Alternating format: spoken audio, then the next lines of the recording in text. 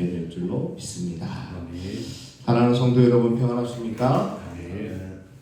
인생을 살아갈 때 속도보다 방향이 중요하다라는 말을 자주 듣습니다. 아무리 땀 흘려 전속으로 막 달려도 그곳이 잘못된 길일 때는 오히려 목적지에서 더 멀어질 뿐이죠. 그럴 때는 차라리 열심을 내지 않았으면 얼마나 좋을까, 그런 후회도 있습니다. 제가 몇 번 얘기했는데 군에서 자 저기까지 선착순 막 열심히 뛰어가는데 갑자기 뒤돌아와, 그럼 어떻게 돼요? 가장 열심히 뛰었던, 가장 앞에 섰던 사람은 또 가장 또 많이 돌아올 수밖에 없는 겁니다. 그런데 이렇게 방향이 굉장히 중요한데, 우리 인생 가운데서도 방향이 잘못되면 그 열심이 오히려 해가 될 때가 많다.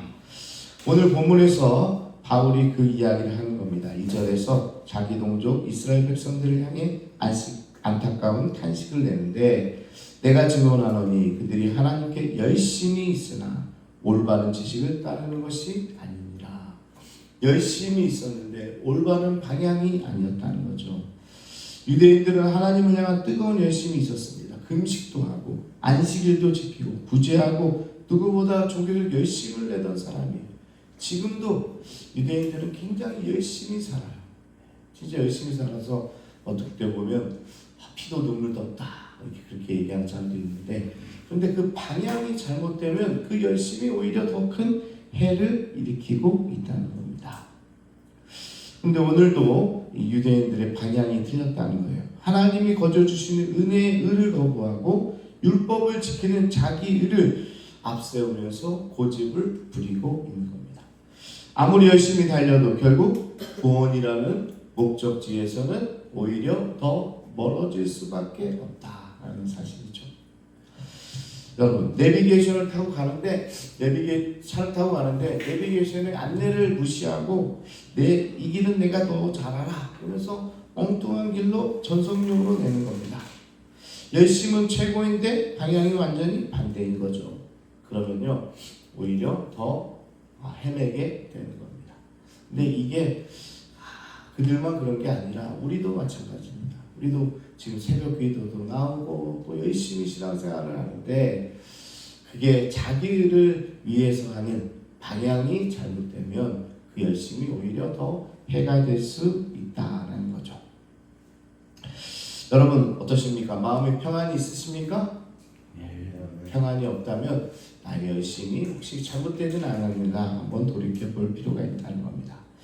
자, 그렇다면 올바른 방향은 뭘까? 바울이 6절 7절에서 아주 놀라운 선언을 하는데, 누가 하늘에 올라가겠느냐 하지 말라, 누가 무저갱에 내려가겠느냐 하지 말라. 세상의 모든 종교가 그렇게 가르칩니다. 구원을 받으려면 높이 하늘로 올라가라, 뼈를 깎는 수행을 하라, 공로를 쌓아서 신의 마음에 들어라. 그래서 산 깊은 데 가가지고 뭐 천일 무슨 공덕을 올려니 어쩌니 그러잖아요. 자, 세상은 열심을 다해서, 네가 정말 최선을 다해서 공덕을 쌓아라, 이렇게 이야기합니다. 세상 종교도 그렇게 이야기해요. 자, 그런데 기독교는 그렇지 않습니다. 여러분, 산꼭대기에 있는 보물을 가지러 가야 한다고 한번 해봅시다.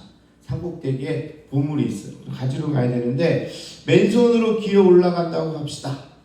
땅떨어지도 있고 눈보라다 치고 체력은 바닥나고 99%까지 올라갔더라도 미끄러 떨어지면 다시 처음부터 올라가야 되는 거예요. 그게 율법으로 구원받으려는 사람의 모습입니다. 그냥 자기 힘으로 가서 산꼭대기에 있는 보물을 취하려고 하는 거예요. 근데 그게 쉽나요? 99%까지 갔다고 할지라도 한 번 발을 헛디디면 다시 처음부터 시작입니다. 절대로 꼭대기에 닿을 수 없는 거죠. 그런데 복음은 완전히 다른 이야기입니다. 복음이 어떤 거냐? 여러분들이 올라갈 필요가 없습니다. 어떻게든지 올라가야 되는데, 복음은 여러분들을 보고 올라오지 마라. 왜요? 산 꼭대기에 계신 분이 복음을 들고 보물을 들고 우리 앞까지 내려오시겠다는 겁니다. 그러니까 하늘에 올라가지 않아도 되는 거예요. 예수 그리스도께서 하늘에서 이 땅에 이미 내려오셨습니다. 지옥에 내려가지 않아도 됩니다. 예수님이 이미 십자가에서 죽으시고 지옥의 문턱을 밟고 다시 부활하셨기 때문에 그런 거죠. 자, 그렇다면 내가 해야 할 일은 예수님께서 다 이미 다 하셨다는 거예요. 그래서 8절에서 이렇게 이야기합니다. 말씀이 내게 가까워 내 입에 있으며 내 마음에 있도다. 할렐루야. 하나님의 말씀이 이미 여러분의 입에 다 있고 여러분의 마음에 다 있다라는 겁니다. 구원이 저 멀리 하늘 꼭대기에 있지 않다는 겁니다. 여러분의 입과 마음 바로 앞에 와 있다는 거예요. 야, 얼마나 감사해요. 우리가 산 꼭대기까지 올라가지 않아도 거기서 그 보물을 우리 입까지 내려다 주셨다는 겁니다. 내가 발버둥 쳐서 쟁취해야 될 업적이 아니라 예수님이 완벽하게 만들어 놓으셨고 코앞까지 배달해 놓으신 거죠.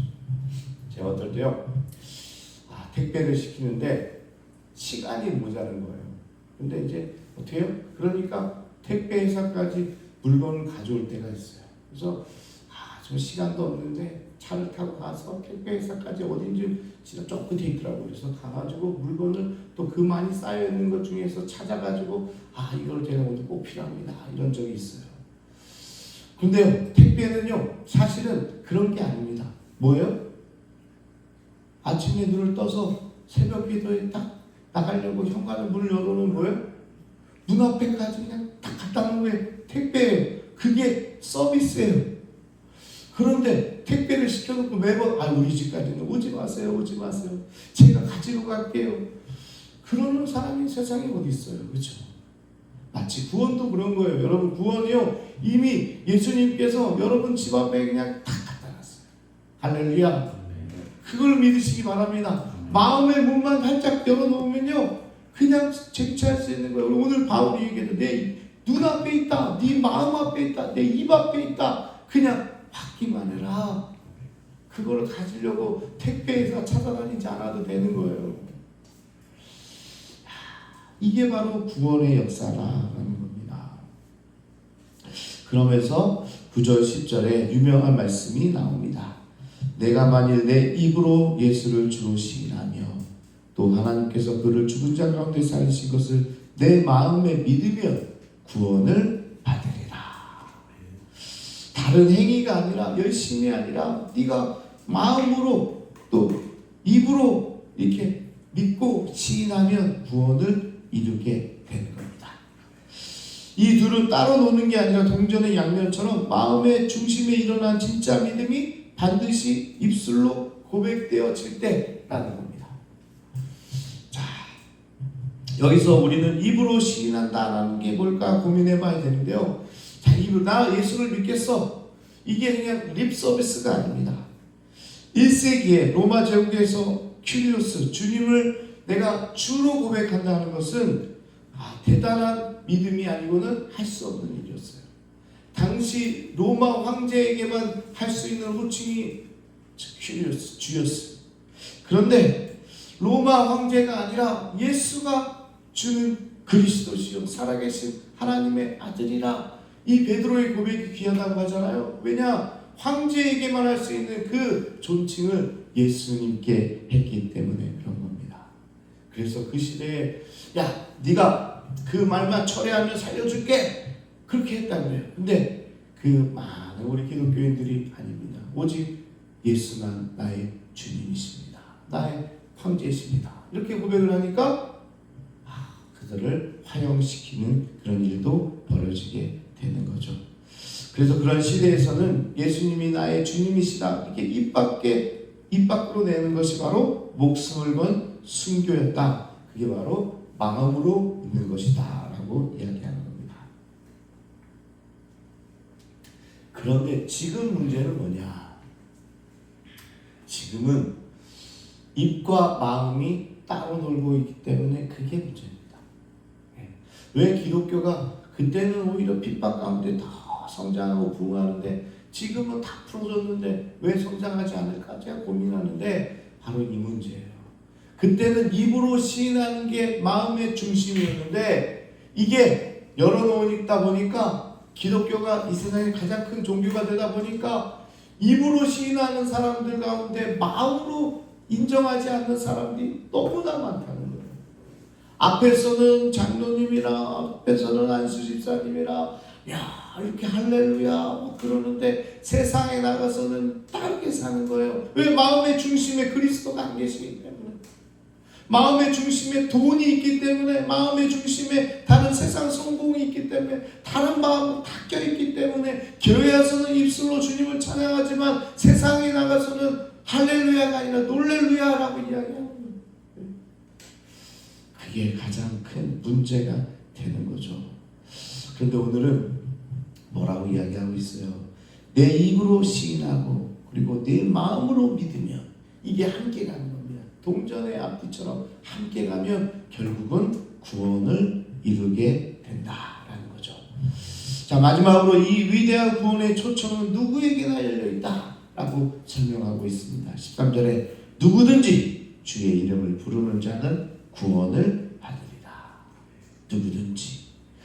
자, 여기에는 어떠한 차별도 없습니다. 유대인인지 이방인인지 성공한 사람인지 실패한 사람인지 도덕적으로 깨끗한 사람인지 과거에 흉악한 죄를 지은 사람인지 상관없는 거예요. 누구든지 다 구원을 받게 되는 겁니다. 3대째 4대째 예수를 믿는 가문에 있든지 아니면 이제 막 예수를 처음 알고 세가적으로 교회 와서 예수를 영접하든지 다 똑같습니다. 그래서요, 교회는요 혼합 공동체입니다. 모든 사람들이 다 모이는 공동체, 이런 데가 없어요. 큰 회장님도 교회 다니기도 하고, 어디 진짜 인생이 망해가지고 정말 길거리 우리 거린들도 교회 나올 수 있는 곳이 바로 여기입니다. 서울대 나온 사람도 나올 수 있고 공부를 못한 사람도 나올 수 있는 게 교회예요. 착한 사람도 나올 수도 있지만 어디가 죄를 지었고 교도소에 갔던 사람도 회개하고 다시 나올 수 있는 곳이 어디예요? 바로 여기예요. 왜요? 누구든지 예수를 시인하기만 하면 구원받을 수 있기 때문에 그런 겁니다. 그렇기 때문에 내 힘으로 하늘에 올라가려고 꽉 쥐었던 사람들, 그런 사람들이 아니라 오히려 손을 내밀고 텅 빈 손으로 주님 앞에 오는 모든 사람들을 주님께서 부르시고 또 구원받게 해 주셨다는 겁니다. 한 형제님이 사업에 실패하고 모든 것을 잃었습니다. 집도 잃고 가족에게도 외면당하고 혼자 원룸에 앉아가지고 텅 빈 벽을 바라보고 있었대요. 형제님은 평생 자기 힘으로 살아온 사람이었어요. 이분은요 자수성가 해가지고 크게 사업을 하던 사람인데 내 힘으로 하겠다, 이게 강한 사람이었어요. 내 노력으로 여기까지 왔다, 내 실력이 나를 먹여 살렸다, 이게 인생의 신조였대요. 교회를 다니긴 했지만 하나님은 그냥 자기의 배경 정도였습니다. 진짜 주인은 나였어요. 그런데 전부가 다 무너진 그 밤에 형제님이 생전 처음으로 바닥에 이마를 대고 울었답니다. 하나님, 제가 할 수 있는 게 아무것도 없네요.